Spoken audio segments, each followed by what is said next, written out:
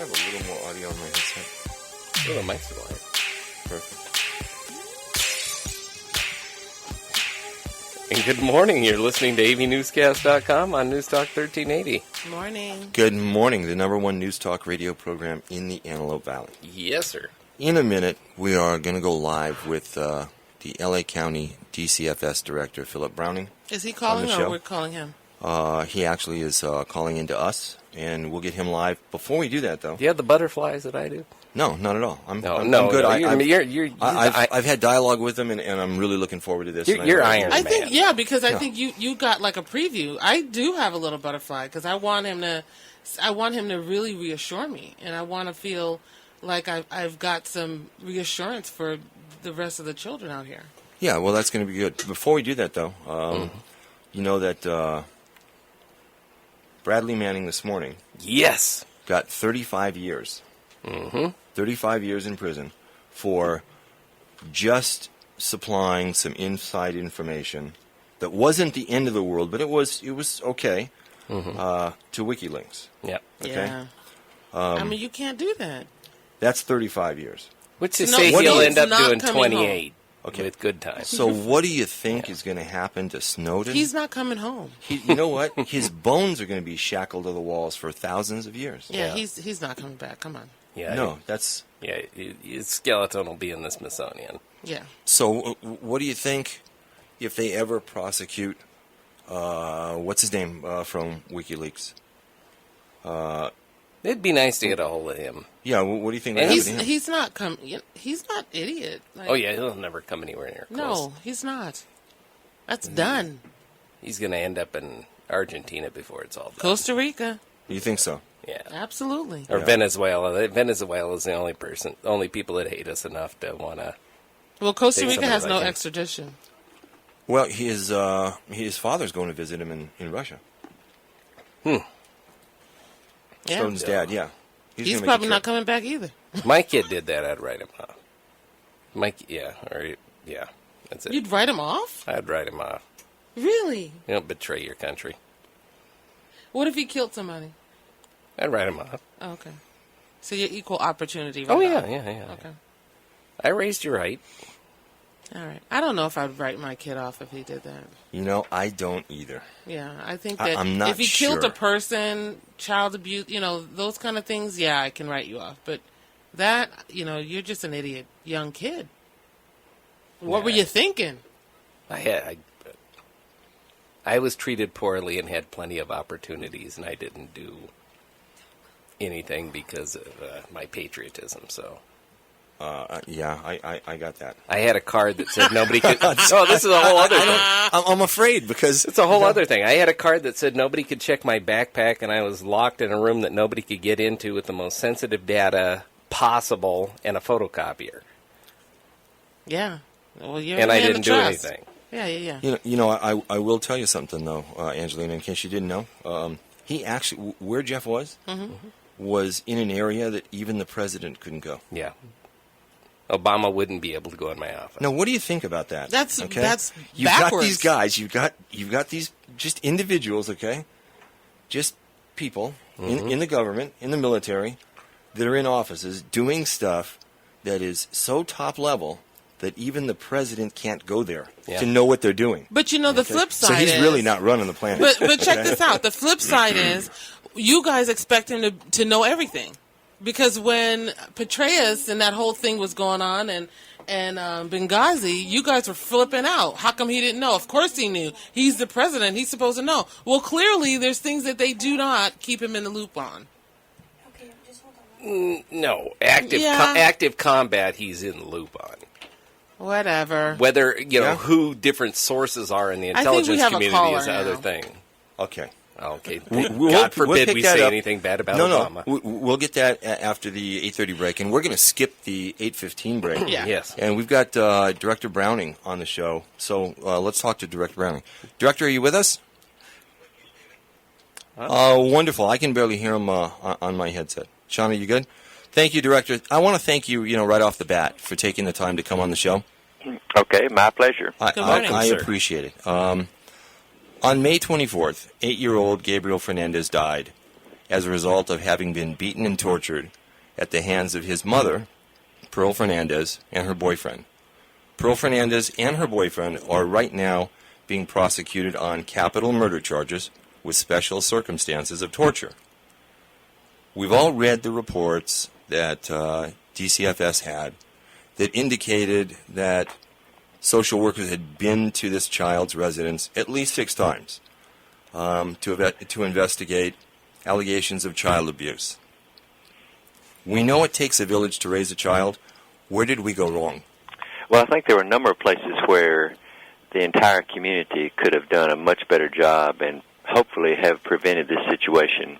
There were a number of opportunities for DCFS, for law enforcement, for a whole host of individuals to have really done a better job. I'm really so saddened by this tragic set of circumstances.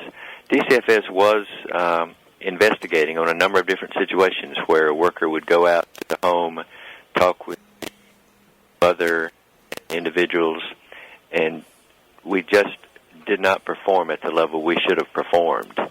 And that is so sad. I think we are making some changes based on this investigation and some other investigations, but it is such a tragic event.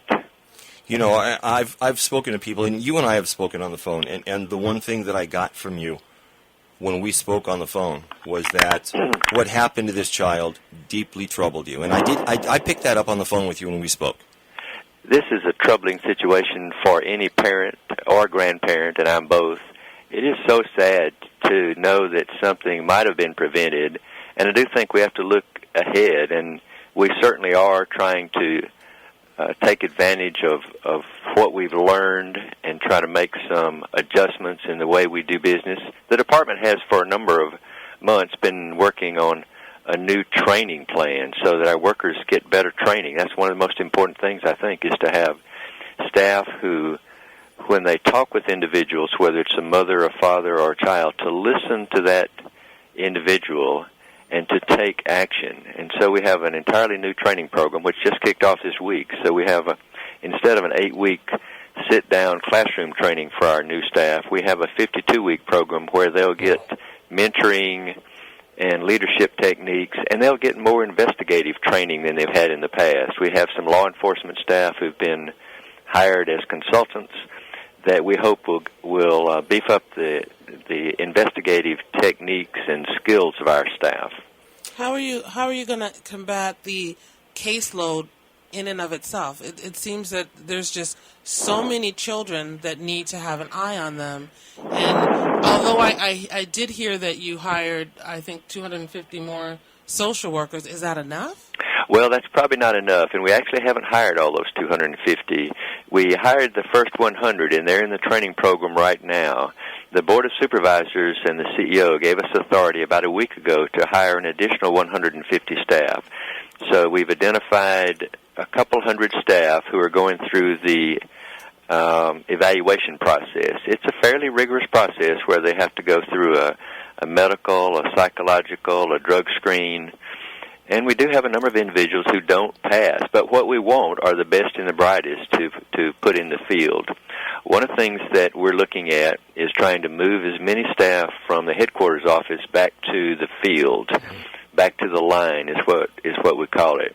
And so we made some progress in that regard. I think for many of our offices, what we're trying to do is to identify a better way of doing business. And part of that involves having more technology, such as up-to-date copiers, which we've just rolled out 1,000 new copiers to all of our offices so people don't have to stand for 15 minutes waiting on a copy to come through. We've provided about 1,000 iPhones to our emergency response workers so that they can communicate back with their supervisor by an email and a text. You'd be surprised that before I came here, all they had was a cell phone about the size of a brick that didn't have any email or texting capability. Now they have a better way to communicate. That iPhone also has a talk-to-text feature so that a worker can actually talk into their telephone and have that printed out on a screen and uploaded into their computer system so they can save time in getting their notes recorded. So technology is where we need to go, and we're hoping that will assist workers in the field. I have a question regarding the actual visual eye-to-eye with these children. Have you guys revamped the way you interview them to cover looking at every child's body and to make sure that those things are maintained on a regular basis? Well, the current policy and the current expected practice is for a worker, when they see something that looks unusual, when they see a bruise or a cut or something, their policy requires them to take that child, for the most part we're talking about children, to a medical doctor or to a medical hub and get someone to assess that. You know, we have nurses in our offices, in all of our offices, who are available to actually come out to the home or to have the child looked at by a nurse. But the common practice and the expected practice is for a worker, if they see something that they can't identify what's going on, to take that child to a medical hub and have a doctor actually, or a nurse, make a determination of what's going on. That's a policy and a practice that's been in force for a number of years, and we're trying to reinforce that to make sure every staff member knows how critical that is so that there are no mistakes. But here's the thing. How do you make sure that that staff member is doing that?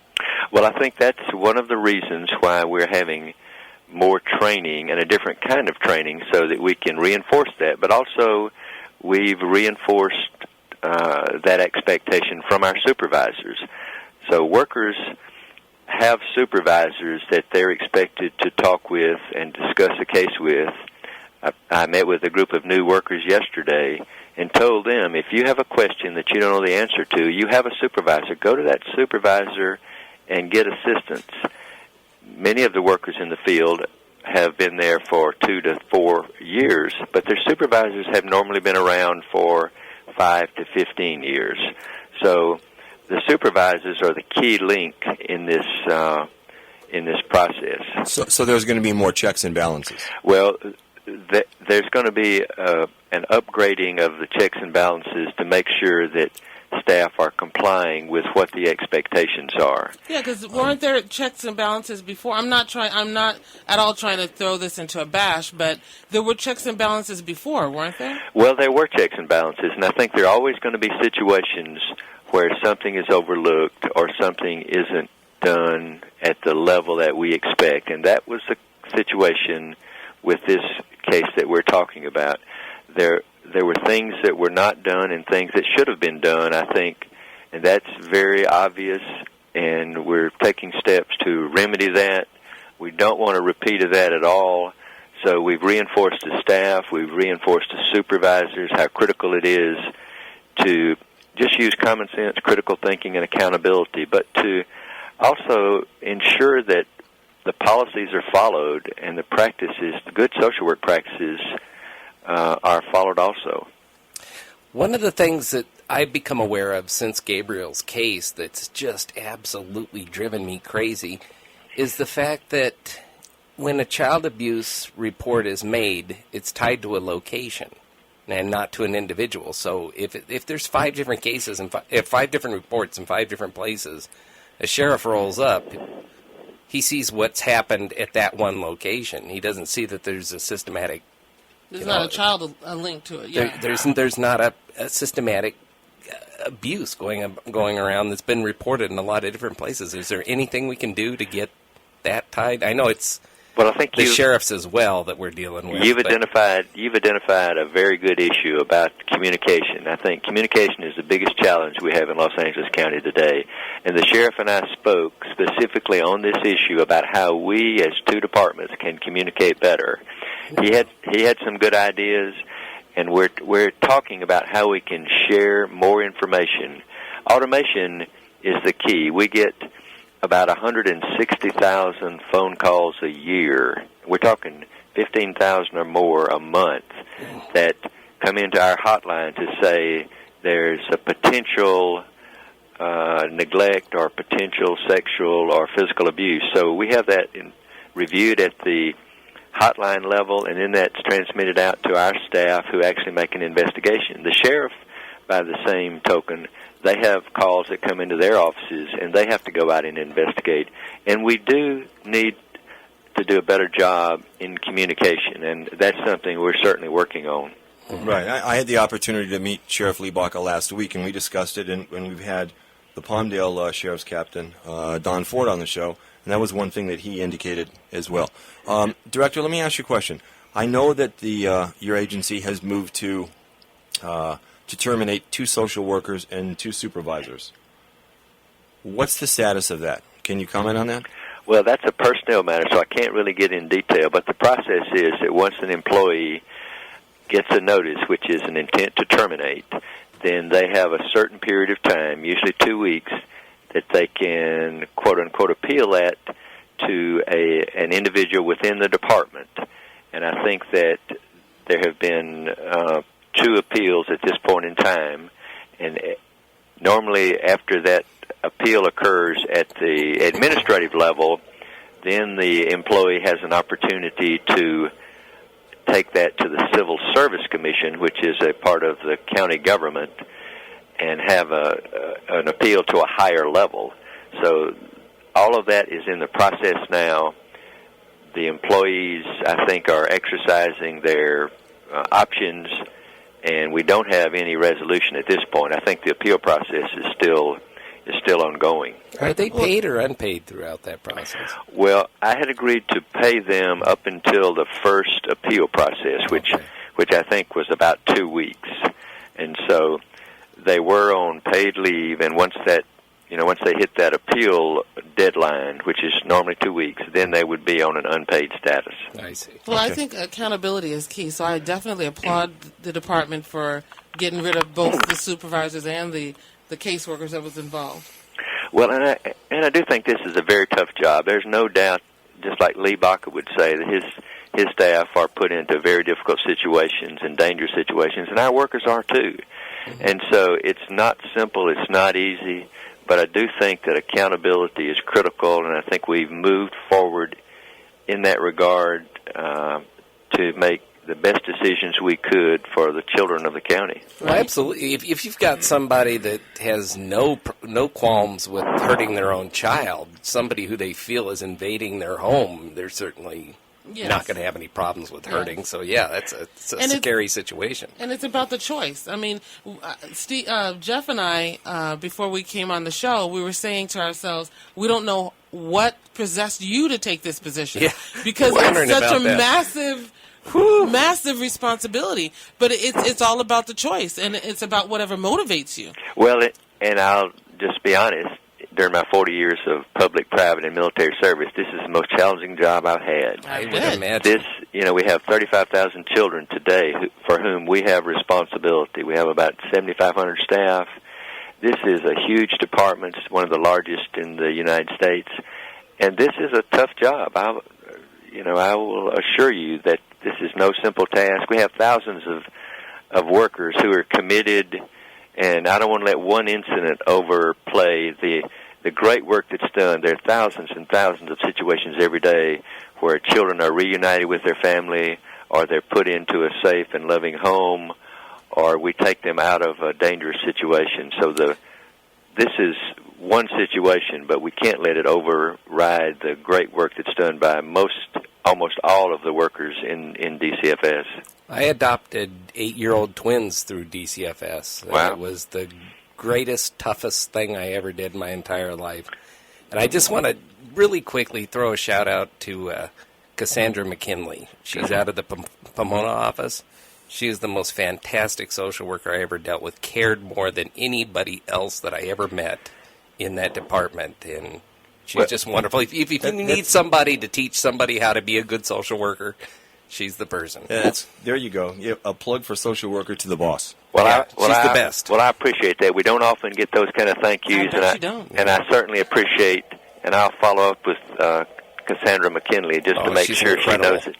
Director, I know you have to go, but I want to ask you a question. What is the process and timeline if someone picks up the phone and calls your agency and says that there, I suspect, sexual abuse, physical abuse, neglect going on? What is the process and timeline of a follow-up on that? Well, we have a 1-800 number, which is 1-800-540-4646, 540-4000. We have about 200 staff whose full-time job is to answer the phone and take information from a neighbor or a mandated reporter, which might be a school teacher or it might be a law enforcement individual, and to assess the risk to see if there's a real need. If in our estimation there's a real need, then a worker can go out that day or within 5 days if it's presumed not to be a real emergency. But we try to get out that day or the next day. So we'll have a staff person knock on a door, not knowing often who's on the other side of that door, and assess that situation to determine if the children are at risk, and if so, we might have to get a court warrant to remove those children, or it could be a simple misunderstanding, which does occur from time to time. So the vast majority of those 160,000 calls or so are situations where we determine that the child is not at risk, but about 7% of the time we actually take a child from the parents or relatives and put them into an alternate situation because that's the best care for those particular children. So we take that seriously. We have timelines that we have to comply with, and that's one of our most critical tasks. It's called emergency response. And we have staff throughout the county whose full-time job is to go knock on those doors and make sure those children are safe. You know, you brought up a great point, because I know that there's a percentage of people that are going through bitter divorces and they're upset with their spouses on both ends, and they make these false allegations and they clog up your phone lines with all this junk. Well, they do, and it's difficult to decide and determine what is critical and what's not, and often we err on the side of caution. So we'll send a worker out when maybe we wouldn't have to, but I think we're so sensitive to the situation where if we don't go out, something bad might happen. So you can't take chances. That's right. But Director, how does a parent or a spouse stop those repeated harassing phone calls when really they're just done for harassment? Well, I think over time, we have an automated system so that we'll know that these things are occurring, and so some of the times if we get 10 calls from one spouse, the hotline worker knows that this is probably not an emergency. Frankly, unless the person gets a restraining order from the court to prevent that, we can't not take the call. I mean, we can't just dismiss it, but we certainly, if we saw that this was number 10 in a line of calls that was from the same person and nothing had happened on the others, then we probably wouldn't give it the importance that we would otherwise.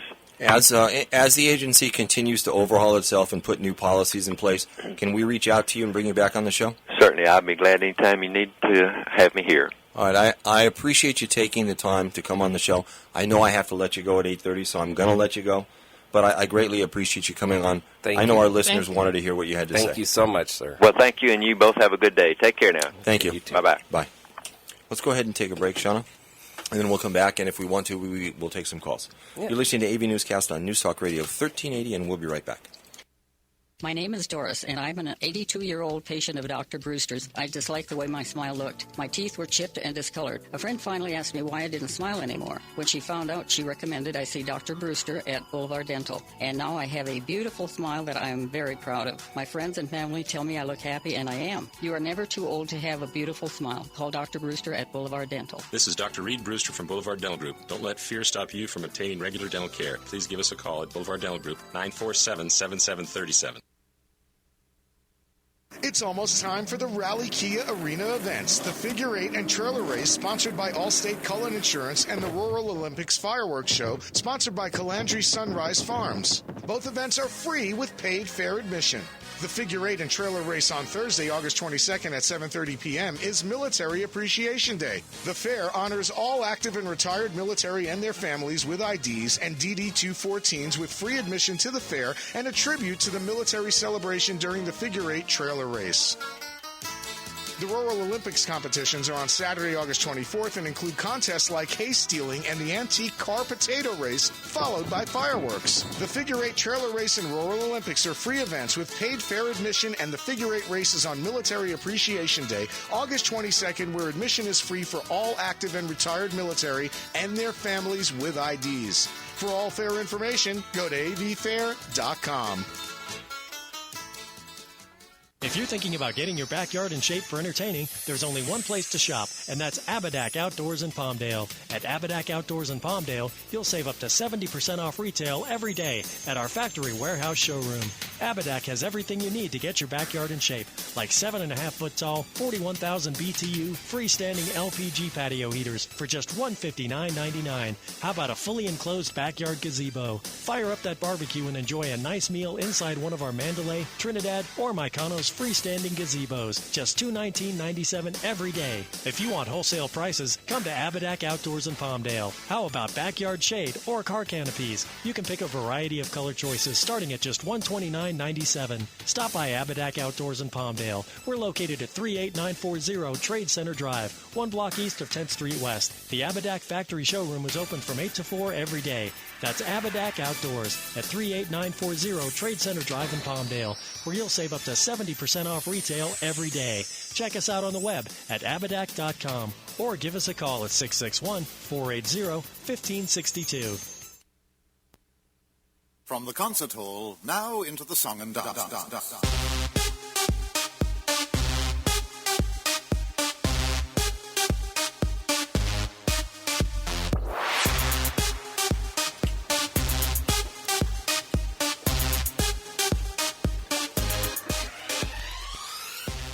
Welcome back to AVNewsCast.com on News Talk 1380. Yeah, I know people wanted to call in and get on while Director Browning was on, and we didn't do Just it. had such a limited amount of time. I know, but let's go ahead and take a call. Yeah, we're fighting against hi, you're on live on News Talk Radio. Hi, good morning. This is Emily. Oh, hi, Emily. Good morning. Hi. How are you? Good. How are you all doing? Very good. Did you catch that? I'm sorry? Did you catch the interview? I didn't. I'm at work, so, I thought I'd just call in. Oh. Okay. Well, basically what Director Browning said was that, and Emily, I've spoken to him, not just today on the show, but we've spoken before, and about what happened with Gabriel. And the one thing that I got from him was that there was no question, I could hear it in his voice, that what happened to Gabriel is something that deeply bothered him. Right, which is understandable. I've seen his press conferences on the news, and I don't hold him responsible because he has to overlook a whole department of more than 1,000 workers. I understand that. I've never said I held him responsible. What I wanted to know was what's going to be the outcome of the 4 social workers? Well, he said that, he said something that was kind of interesting, okay? Mm-hmm. And it showed a little bit of, I'm going to say a little bit of anger, because what he said was, he said, Jeff asked him a question, what is the situation? And he said, well, they did move to fire, 2 supervisors and 2 social workers. And he also said that he was only going to pay them for 2 weeks. And right now, they're not getting paid, okay? And they are going through the appeal process. But Which sounds like a stretch for years. Right. Now, one thing that he did say, he talked about accountability. Right. And, when you take his statement of accountability, yes, coupled with the fact that, they very quickly moved to fire 2 social workers and 2 supervisors, I think that kind of tells you, what's going on. Yep. So their appeal, when they appeal it to their union, to the board, or wherever they have to appeal it to. It sounded like there was like 5 different levels of appellate process. They have to go through levels because it's a union, and the union is very, very strict rules and letting people go. But with this type, it should be an immediate termination. It should be clear. Well, it should, because they showed negligence. Did they follow up with Gabriel at any time that Pearl said, he's not here, he's with the grandparents? Did they follow through with it? Did they look into it? Yeah. Those are my questions. Yeah. Those are my questions. Did they do their job properly? Apparently not, because Gabriel's life was lost. And apparently not because they were fired. Yeah. And they were fired. Yeah. All right. But because they're appealing it, is there a good chance of them keeping their positions? You know what? I'm just going to make a guess, okay? I would not want to be one of those 4 social workers. No. Coming back, yeah. Right. And you know what? I think that if it is shown, Emily, that they were negligent, grossly negligent, lazy, didn't do their job, didn't care. I don't think the union's going to really back them either. This is really blown up, and we've even had elected officials from Sacramento on the show talking about this, and Assemblyman Steve Fox was all in favor of, let's just go with a criminal action. Well, this isn't just a black eye. They the lost an eye on this. But issue. you know what? But here's the thing. DCFS. Here's the thing, guys. They're appealing it. We have no idea what they're appealing it based on. Although the manual may say that you need to do whatever it is, it might be customary to do what they did do. Within the department. So we don't know what they're claiming their position of not being responsible is based on. It might be that, we stopped checking kids' clothing or the body of a person, based on whatever. We don't know what they're saying. So it would be very interesting to hear what they're basing their appeal on. Right. That's what I want to know. What are they appealing? I mean, just take it, swallow it, a bitter pill. You caused this negligence. You caused the life of Gabriel, an 8-year-old boy, to remain in that living condition with that abuse, with reports over and over and over again. And I think they should be grown-ups. They didn't take their job seriously, and they didn't take that life of a child that Well, serious. Emily, 2 of them are, because he said there's only 2 that are right now going through the appeal process, and you had 2 weeks to start the process. So it seems that 2 of them are swallowing that bitter pill. And regardless to whether or not it was customary, or regardless to whether or not there was a check and balance in the book, I don't know why you wouldn't just say, you know what, the end result is that I did have a line of communication that could have saved this boy's life. Let me just take this loss. Because I don't know what you're fighting for. Yeah. Well, I don't know what they're fighting for either. a cushy job. Well, I wouldn't want to appeal something if a child's life was lost under my watch. Yeah. I wouldn't want to appeal it. I would, if anything, want to reach out to the family and apologize to them. Have they made that effort? No. Can they look at somebody in the face and face the family? I can understand they probably can't. But, I mean, the 2 that are not appealing, good for them. Yeah. They're taking that pill. Good for them. But the 2 that are appealing it, I swear, if they appeal this and they get their jobs back, I will seek legal counsel, not to sue them, but to sue the union to fire them. No money involved, just to get them out of there. They don't deserve their jobs. Well, I understand that, but you know what? People appeal things lots of times, Emily, and you watch what happens when Pearl has to enter a plea. Now, right. We all know what happened, and you know what? She's going to enter a plea of not guilty. Mm-hmm. Okay, Yes. so there's your unfounded appeal. Yeah. Right. Okay, and it happens all the time. I mean, we all know they are both guilty. One watched, one abused, vice versa. We all know they're both going to come back and say insanity, or they're going to come back with that not guilty plea. But the rest of the world knows that they are guilty. Absolutely. There is a child's life that was lost due to this. Yeah. And it wasn't just the 4 social workers, but everybody in the family that did see this and they knew about it, just like when the grandfather said, I seen her get in his face, I seen her hit him, I've seen her slap burns on the Virginia. feet. Yep. He just contradicted himself. He's seen it, he witnessed it, he did nothing about it but get in her face. That, you know what? No. You don't get in your kid's face. You pull her out and you throw her butt out on the street. And you keep those grandchildren safe. You know what, Emily? And you might not even know this, but DCFS actually gave Pearl, served her with a document, and wanted to interview her in the office. The date of that document and the date of that interview, on that very day, Robert was down in San Fernando Valley filing to get custody of Gabriel on that very day. I've seen the documents. Nice. Okay? Right. He was doing what he could do. He was trying to do what he could do. The legal way. I understand. He wanted to do everything legally. Yeah. Yeah, he did. And he didn't want himself, to get into trouble. And, part of the problem, Emily, and Jeff brought it up to Director Browning, is that, in an age of technology, we've got 2 agencies, the Sheriff's Department and DCFS, that didn't share technology. And Right. that's between that and then the school and his teacher, you've got all these reports out there, but nothing goes to a central file. Yeah. So nobody And knew there what has was to going be- on. There has to be a line of communication between law enforcement and the DCFS. And that was one of the There things that has to be Director some type- Browning said. He's been meeting with Sheriff Baca in order to make that happen. Yeah, but you know what? I gotta say, because it would be not me if I didn't say.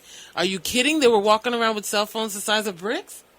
I've seen It took those. this to get to a better cell phone? It did, and you laugh about it. I know, but I'm not laughing. I don't I'm mean saying in to that way. myself, I'm saying there had to have been Gabriel's before Gabriel. You know, it's just, my mouth dropped. There Yeah. has been other children before Gabriel. Only thing is, it hasn't been blown out the way Gabriel's story has. Right. Yeah. You know, and they think by trying to make changes in the DCFS, and just trying to keep Gabriel's story is not going to go away. I'm going to keep that page of Gabriel's Justice running years on end, and I'm going to keep reposting that story, and I'm going to make sure that story never dies, as well as all those other children that have lost their lives. Baby Brianna, there was a story a few years ago where the parents and 2 other people abused her, raped her, beat her, killed her. I mean, so many people have come to Gabriel's Justice with their stories, asking us to share it on Gabriel's Justice site, so that the DCFS, CPS, all of those held responsible are held responsible. Well, that were negligent to all of these cases. Well, they're working on that. And, back in 2008, I think it was, they had some blue ribbon panel back there, and that didn't work out. But I will tell you that, Director Browning has told me, and we've spoken on the phone, that, Gabriel, at the end of the day, Emily, Gabriel's life has tremendous meaning. And Gabriel is going to be responsible for saving thousands and hundreds of other kids' lives because of the changes that are going to take place. Because this is something, as you said, he's got a very difficult job, and it wasn't Director Browning himself.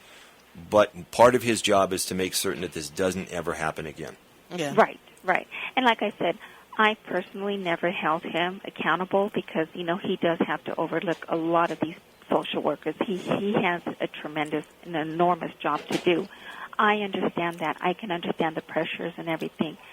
And I have personally been working with somebody that just graduated and is on her way in becoming a social worker. And with her input, I'm able to work on something that I can present to the board and hope that these changes can be added in with their Blue Ribbon Commission, because they need to listen to us as a community and not within their own facility, not within themselves, because changes don't come within the facility of them. The changes come from citizens such as ourselves and Gabriel's grandparents and the rest of the families that are out there suffering. They need to listen to our feedback and take our comments into great consideration. Well, ultimately, they're responsible to us. Right. Emily, I do want to mention one other thing, though. You know that Robert was told by LASD, by the Sheriff's Department, that if he tried to remove Gabriel without legal cause, he would be arrested. Oh, absolutely. And they were wrong. They were wrong to say that, because they should have taken into consideration that child's safety came first. But legally, they're right. It's Legally, kidnapping. you can't just go into someone's house based on whatever you believe is the truth and remove a child. Right. Legally, you can't. How about the Morally, time- how many lines would we line up to go get that done? A lot. But on the other Right. hand, But you're a when legal she took expert. him- when You're a- she took Gabriel to her father's house and he's seen those visible marks, why didn't he reprimand him there in his own home and kick her out? Let her bring the cops over to his house, and then he could have presented Gabriel and said, look, hindsight this is always what 20/20. she's doing. This is what's going on, and this is why he's with me, and tomorrow morning I'm going to the courthouse, and I'm going to get temporary custody as an emergency hearing. That could have been done. Okay, But well, he let him go back home with her. You're a legal expert, Steve. Instead of taking Gabriel, what how are you able to do a citizen's arrest kind of thing? Could he have what she taken said. her and dragged her down to the No, sheriff's you call department? the police and you say, these are the marks on my child, my grandchild, whatever it is. You prove that there's an issue. You let the police talk to the child. They'll call the Department of Social Services. A lot of times they'll take that child out of everybody's hands. That would have been one of the issues. But absolutely, he could have done that. But He could Go have the done other that. direction, Yeah. not take Oh, Gabriel, He but could take... have. Well, yeah, but Or actually, he could have taken Gabriel at the time of seeing those visible marks. He could have taken Gabriel to the emergency room to be evaluated, and they themselves would have called the social workers, and those social workers would have removed him right on the spot and questioned the mother, and probably giving Robert temporary custody until a court hearing and an full investigation would have been fulfilled. You know what, Emily? You can't really say that, though, that social workers would have done that, because the social They workers do went come to this. in. They went to Gabriel's residence at least a half a dozen times. Okay, at least a half a dozen times, even as recent as back in February, just a couple of months before Gabriel died. They didn't do anything. They didn't act. Yeah, but they didn't see any bruises. They didn't look at him. They didn't look at him. But this is coming, if he was taken to the emergency room, this is coming from doctors Okay, saying that this child has been abused, and then those social workers would have looked into it further versus going to his home, seeing him, not seeing him. Emergency room, bruises, doctors, social workers come in, cops come in, the child is taken away and put into a safe place where he could be safe.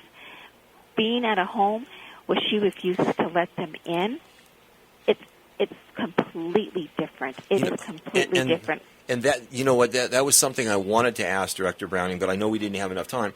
If a social worker goes to a home and the parent answers the door and they're there to look for child abuse or sexual abuse allegations or inspect the child, and the parent says he's not home, when he's really in the bedroom scared to death and told not to open his mouth, something's got to be done. Well, you would think that they'd be able to go out to their car with their brick of a cell phone and get a warrant within 2 minutes. And that's one of the things that I'm working on, that if the mother says the child is not present at the time of their visit, then it is up to them to find where that child is, and they need to question that parent. Where are the whereabouts? Give me the address and the person that he's with so that we can go there and conduct our investigation. They need to follow up with that, not just turn away and say, we'll be back. But again, it really just depended on the social worker, because I've heard of cases that they've said, okay, we'll call him because we're here to see him. And I've heard of people having to call their child and have their child come from wherever they were because the social worker wanted to investigate. And that's what it is. If a social worker comes to your house and says, I want to check out your kid, hello, let them check out your kid. If you don't have anything to hide, then get this done. Exactly. But when you don't present your child, then that should be a red flag. Yeah. What is she hiding from us? If that child is not in school, but yet that child is the school is reporting, the teacher is reporting, then where is the child at? Yeah, totally. See, all it comes back down to, again, is common sense. Yeah, it always comes back to the common sense. And I'm just angry now. The hurt, it's still there, but now I'm just getting angry because this is just going around in circles and in circles. And I want to see something done. I don't want to see those social workers keeping their jobs. Not one dime should be paid for them. No. I understand. And at the same time, Emily, we have yet to hear or see a lawsuit filed on behalf of Robert. I know when that lawsuit does hit and the agency is served, there'll be more transparency and there'll be more changes. Yeah, Emily. Honestly, it hasn't even gone around one lap yet. I mean, this is gonna take a while.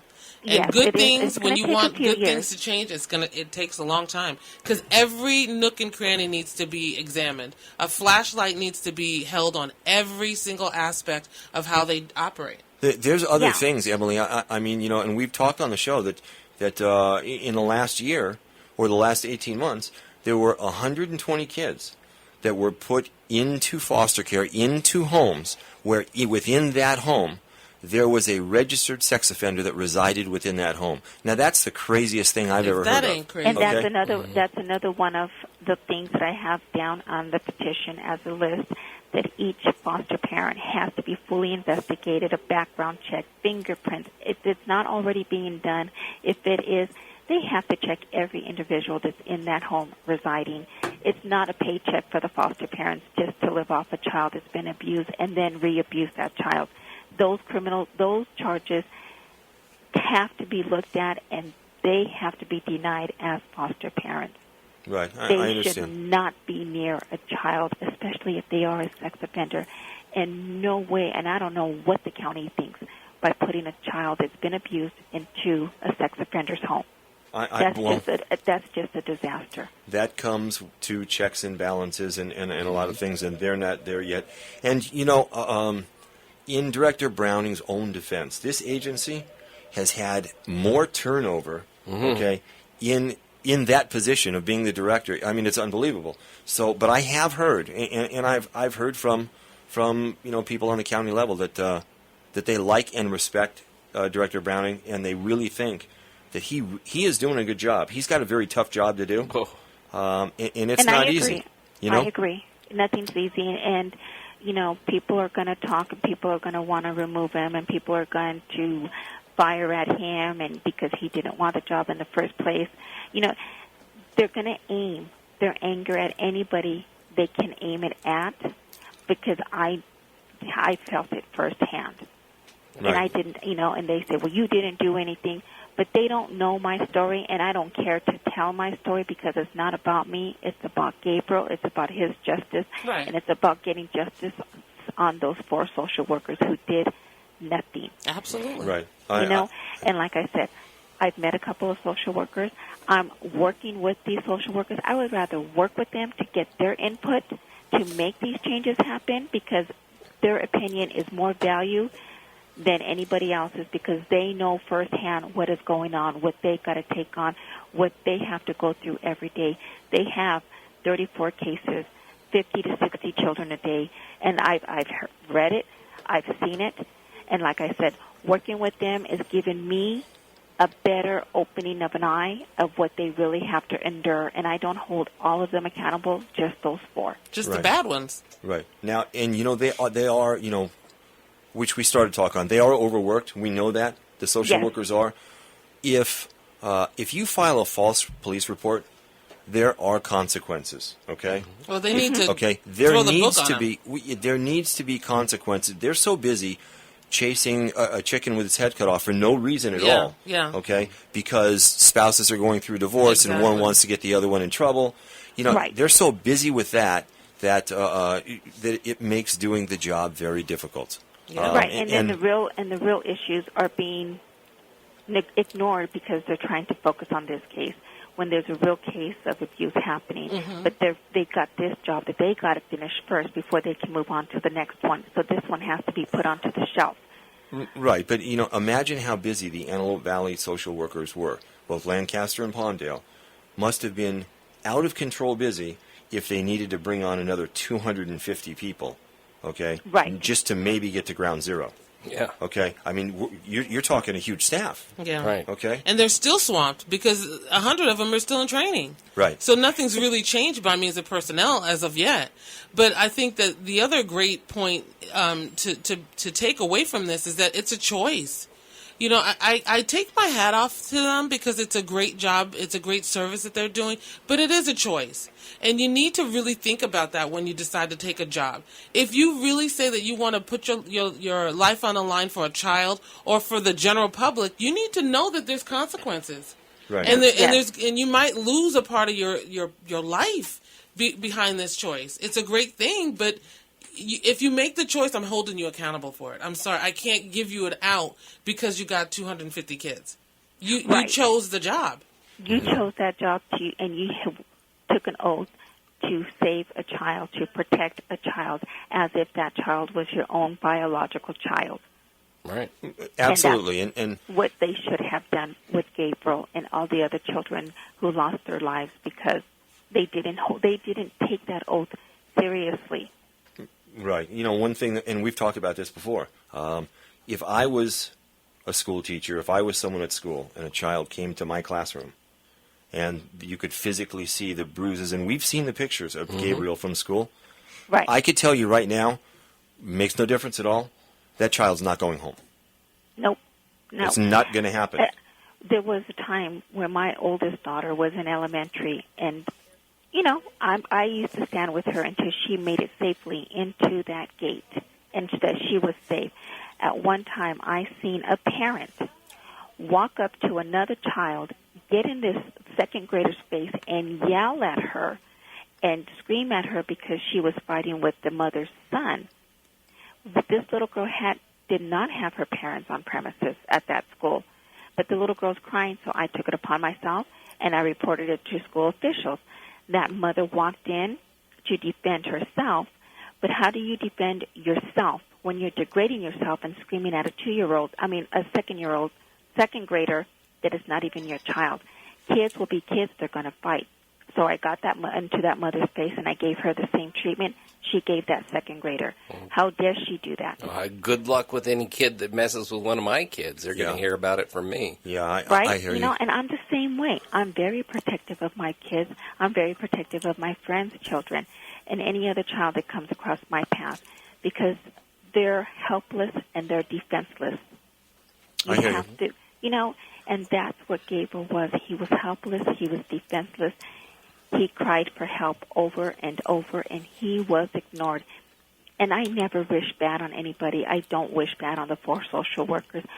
I want them to realize their negligence, and maybe 2 of them have.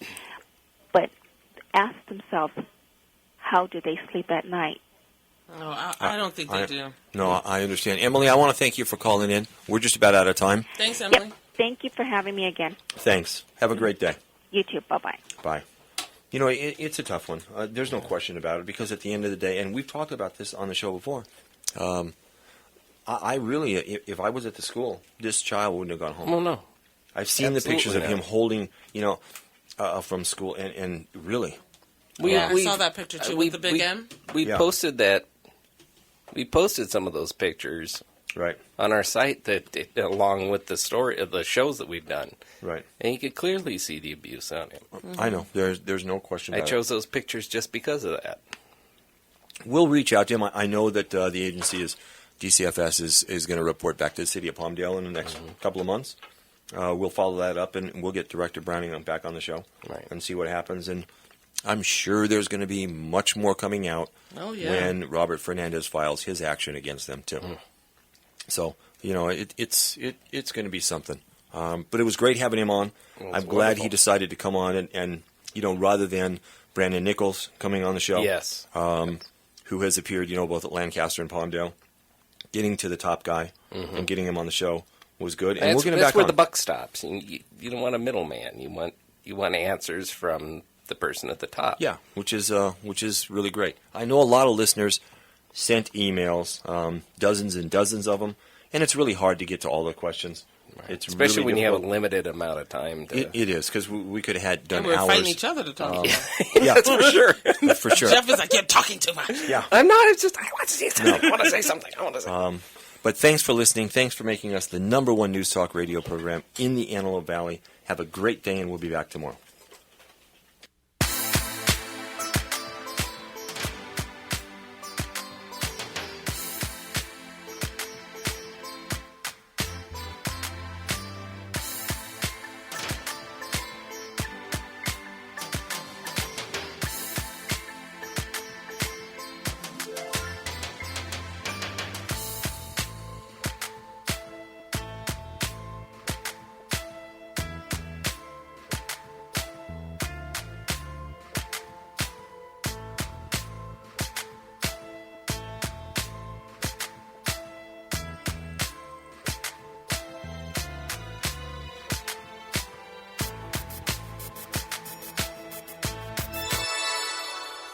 The following was a sponsored program.